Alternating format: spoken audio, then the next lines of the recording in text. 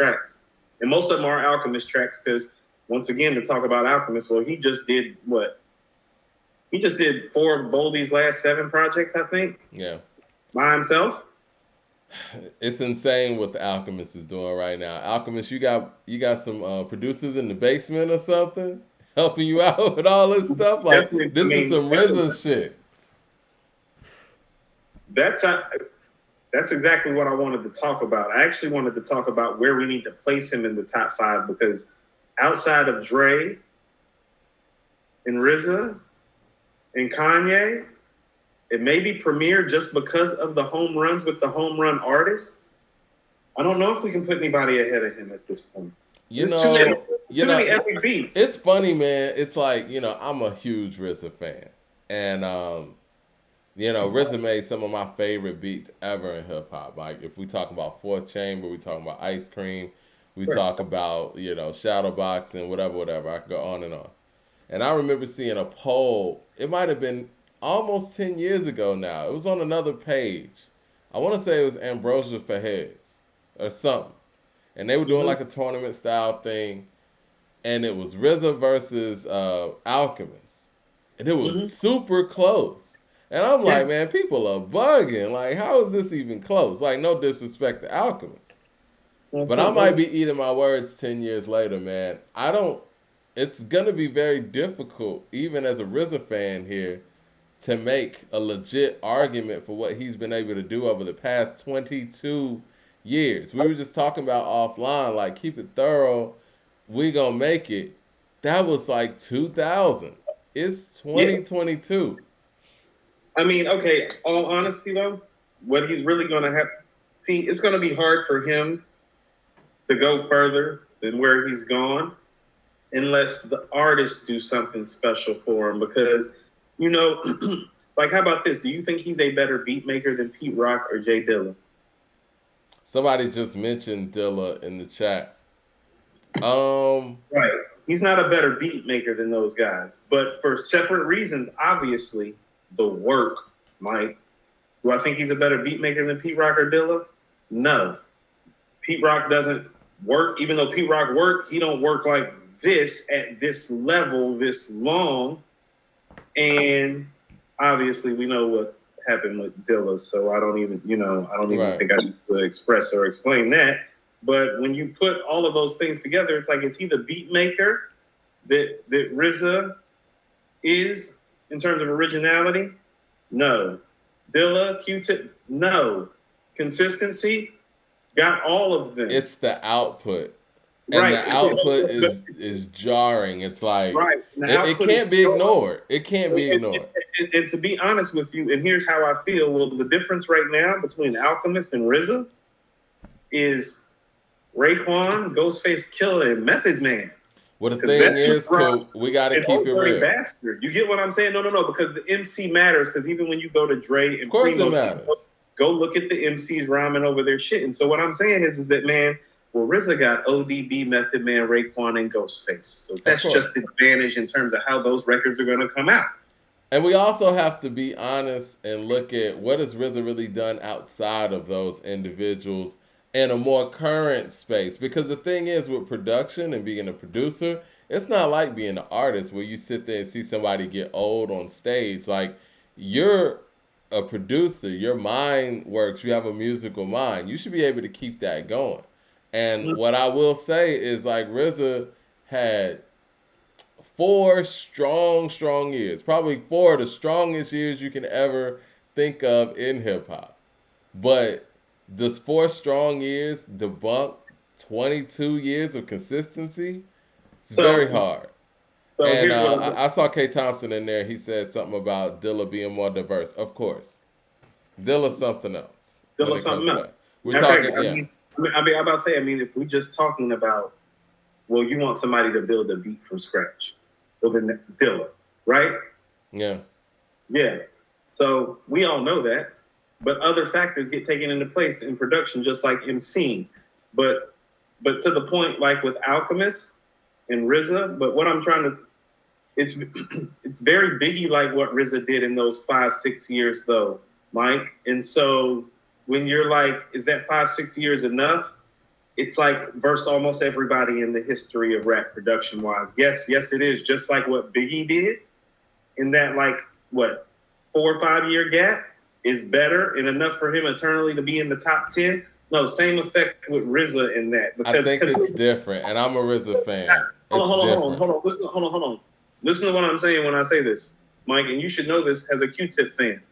Well, East Coast hip hop sounded like Q-Tip, Large Professor, and Pete Rock before it entered the Wu-Tang, and it's been sounding like RZA and Havoc since. So you can't say that because he But literally RZA is changed. still putting out records though. Like, did we listen to?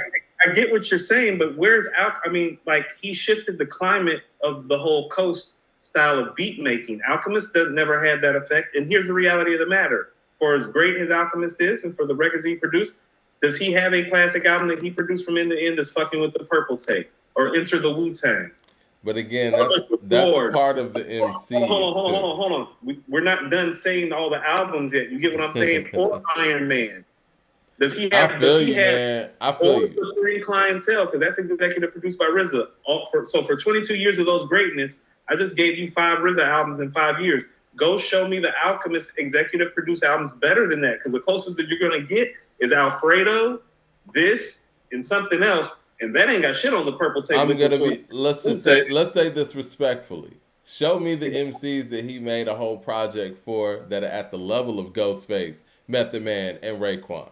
So that's not really a knock on him per se. So let's go back to my original point. Let's just say in a vacuum, right? Mm-hmm. Do you not feel like Ghostface in his prime, RZA in his, I mean not RZA, Raekwon in his prime, and Method Man in their prime, in his prime, and ODB working with the Alchemist? You don't think he would have been able to make a classic record for them just based on what you're hearing from what he's able to make with so many dope MCs consistently?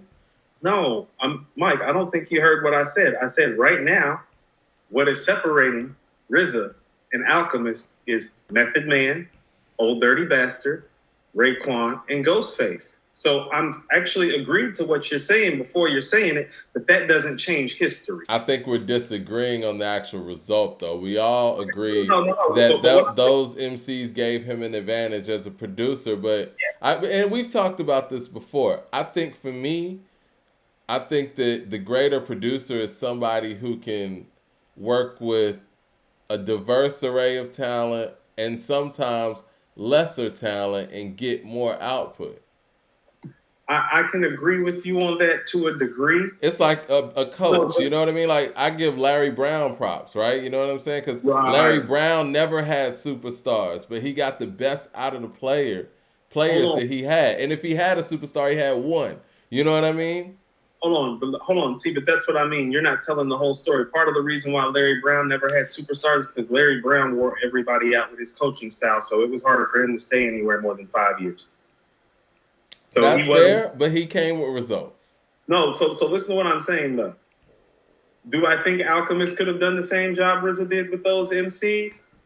Yes, it's a definite possibility. But in reality, Supreme Clientele, Liquid Swords, Into the Wu-Tang, Only Built for Cuban Links, Return to the 36 Chambers, to Cal, Wu-Tang, those exist, Mike. They do exist. And Alchemist don't have that. RZA doesn't either. No, Mike. He has that. As a matter of fact, him having that is really the only reason he's even in this conversation, because it's not that just he was a great producer on those albums.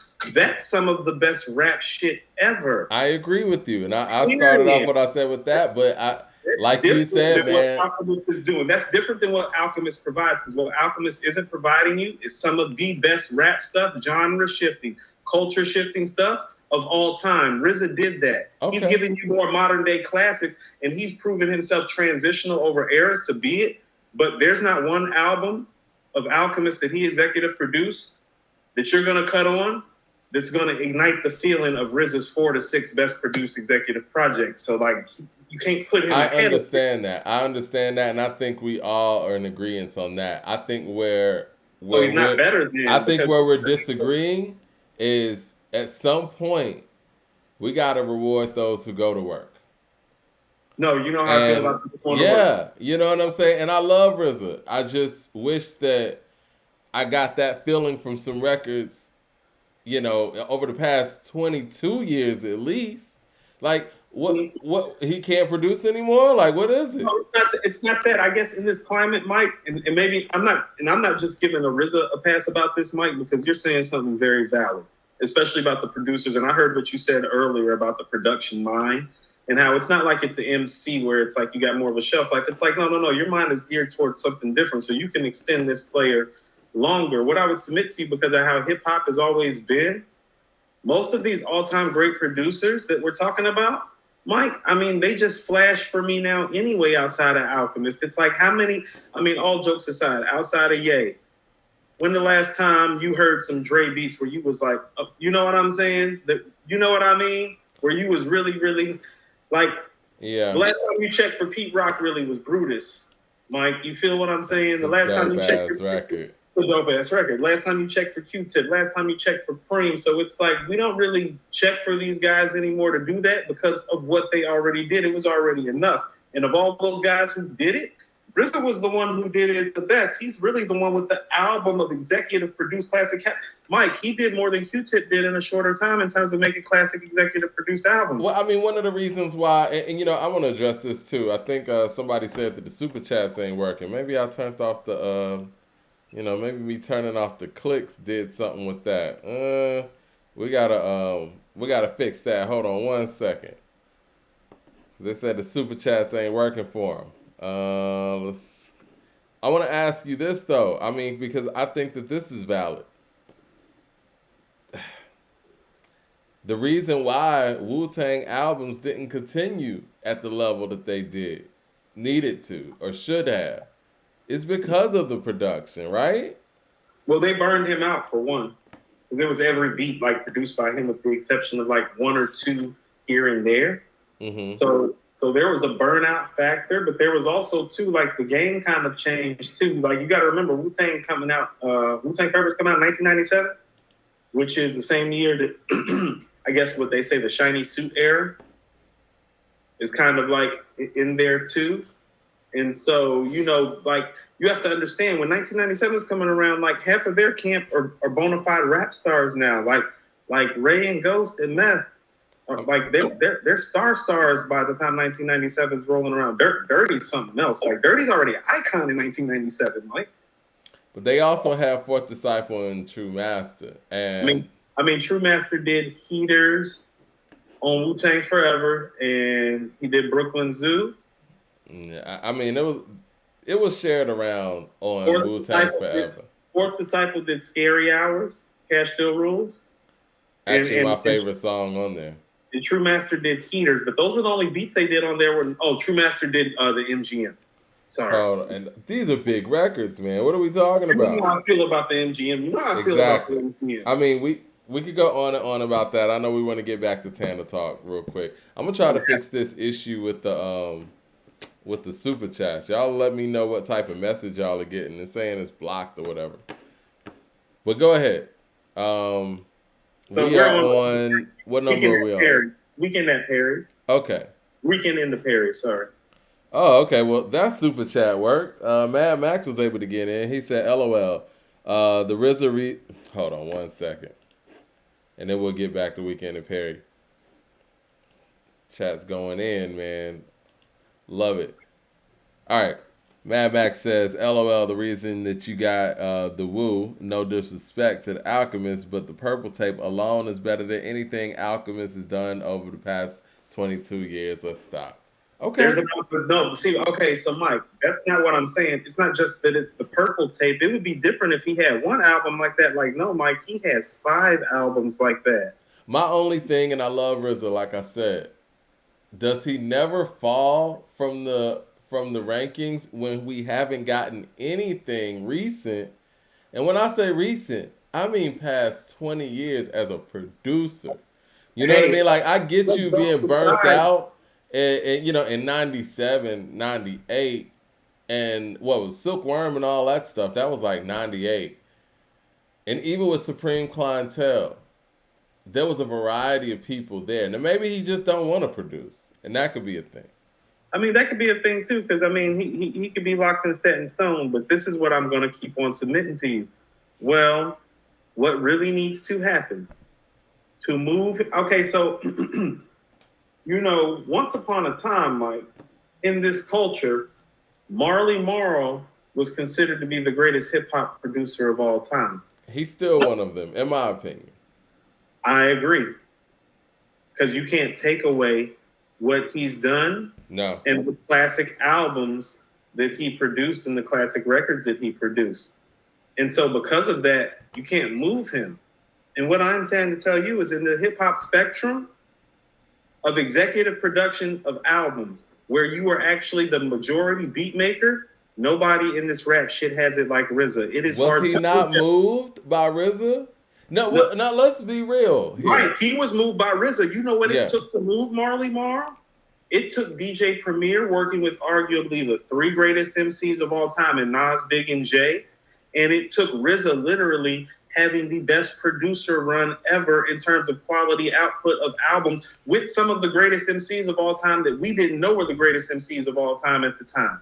Like, it took epic stuff to move Marley Marl. And it's going to take the same thing to move RZA. And I haven't heard one producer coming from anywhere in the last 20 years that has a catalog, production-wise, that says, Enter the Wu-Tang, Return to the 36 Chambers, Only Built for Cuban Links, Liquid Swords, Iron Man, Wu-Tang Forever, and I made 98% of the beats on there and executive produced it? No, the closest thing Alchemist has is Alfredo. Where would you put Alfredo in the canon of those albums I just named? And that's why RZA's going to stand where he's going to stand, because for as great as Alchemist is in 22 years, he hasn't made one project that equals the 6 projects I just named. And he's great.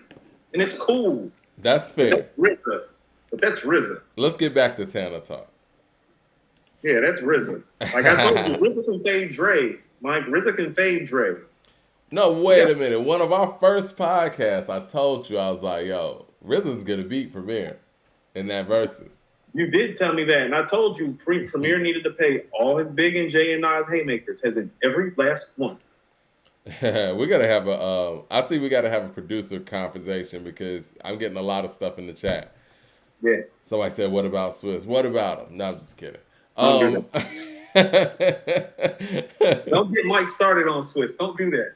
Weekends in the Perrys featuring Boldy James, man. You know what I got from this record, and I like the record, but it felt like they didn't make this song together.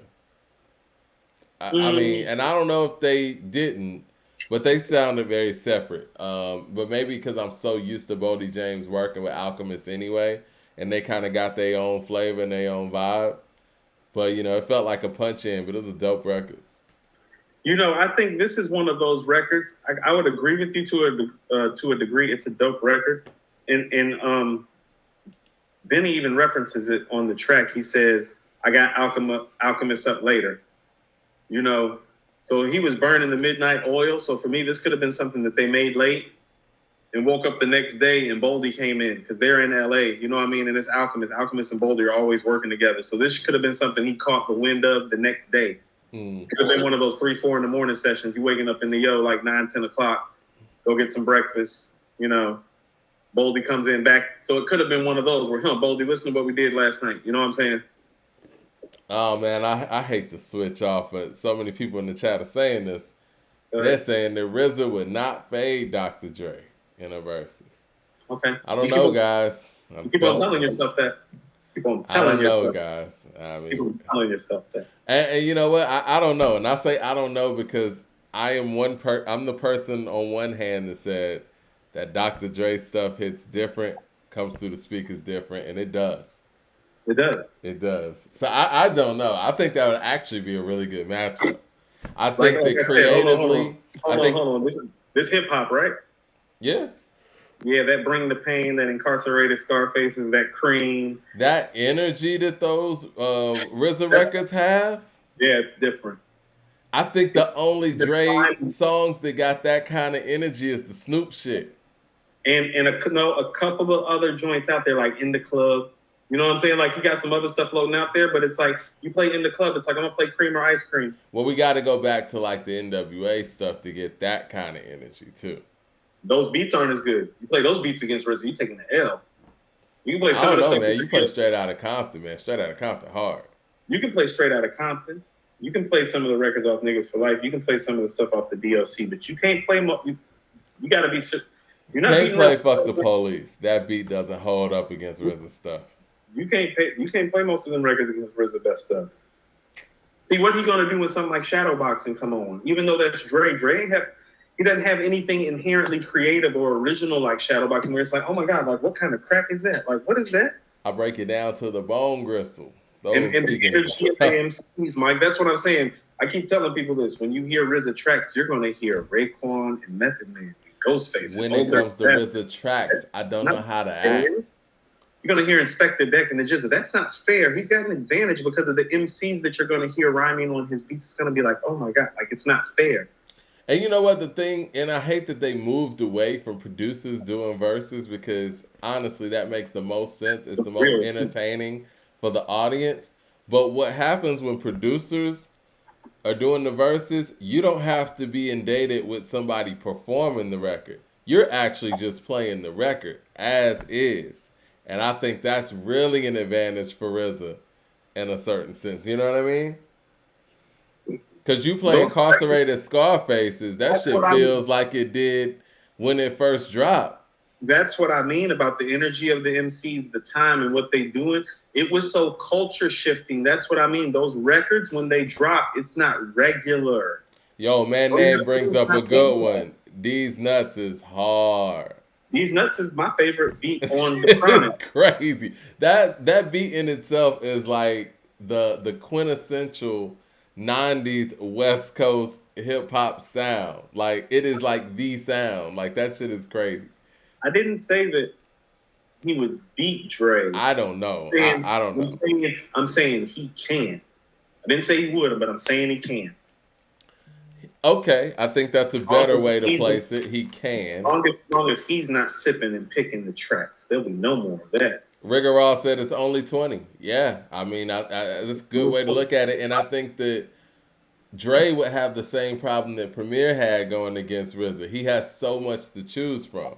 With RZA, you know what you're about to get. Right. No, I mean, like, you know what you're about to get. It's like, hold on. It's like, this is what I mean about it's different. Well, what you got for Bring the Pain, really? Explosive is hard, man. Right. No. But hold on. This is what I'm saying. Explosive is going to win. Phone tap. But y'all talking about the best of the best. We can just go through RZA tracks. That's what I'm saying. Verbal Intercourse, Guillotine, Incarcerated Scarfaces, Ice Cream. You know, listen. I smell a mock versus coming on. Killer Hills 10304, Duel of the Iron Mike. You want me to keep going? Like, this is ridiculous. I smell a mock versus coming on. I'll take Dre. I wouldn't do that if I was you. I'll take Dre. Right. I'm going to be pulling up all types of production credits. Who played the guitar and the keyboards on this one? Because it's just RZA over here. Nah, K. Thompson. Nah, not at all. Yeah, I mean, yeah, we could do that. I mean, we can do that? Yeah, I'm with it. I'll take Dre. Good luck. I think I got a lot of luck on my side when it comes to that one, man. But the only problem with Dre is we have to understand, like, what he actually produced. I think that's the biggest discrepancy. Right. Hold on. Because I was about to say, if you're doing Dre, you got to let me play Wu-Tang records that maybe RZA didn't produce, because maybe Dre didn't produce all of these records, like, depending on what you pick. Like, because if I get to pick Brooklyn Zoo, like, you're not going to win if I can insert Brooklyn Zoo, you're not going to win. If I get to play Brooklyn Zoo, you're not going to win. Because then I can play Bring the Pain, Brooklyn Zoo, and Incarcerated Scarfaces in order. You're going to have to bring your heat out right there. You're going to have to bring all your heat out. I don't want to get into that. I'm going to play the stuff that I know that Dre made. You know what I'm saying? Oh, you're going to do that? I'm going to play the stuff I know Dre made, because I don't want you out here playing True Master shit and Fourth Disciple. That's not what this format was made for. If you're doing that, let's go. Okay.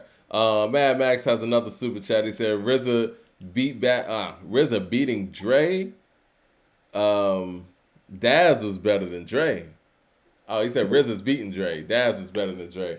I don't know about that. I don't know about that. But I get what we got to put some respect on Dr. Dre's name. So, are you guys going to sit here and say that still DRE is Scott Storch? Scott Storch seems to think so. He played it on his verses. All right, this is how we're gonna work this. If somebody else's name is on the production credit for a track and Dre's name's not on it at all, then yeah, I can't play that. Okay. But if Dre's name's on it, I should be able to play that. You should be able to play something like, because I think RZA played Brooklyn Zoo, and his name's not even on the credits. Yeah, we can't do that. Definitely planning on playing Bring the Pain, Brooklyn Zoo, and Incarcerated Scarfaces in order. In order. I pretty much know what you're gonna play, man, because I mean, I'm a RZA fan. I know what you should play. I'll put it that way. Hey, you want to know what? It's not what you do, it's how you do it.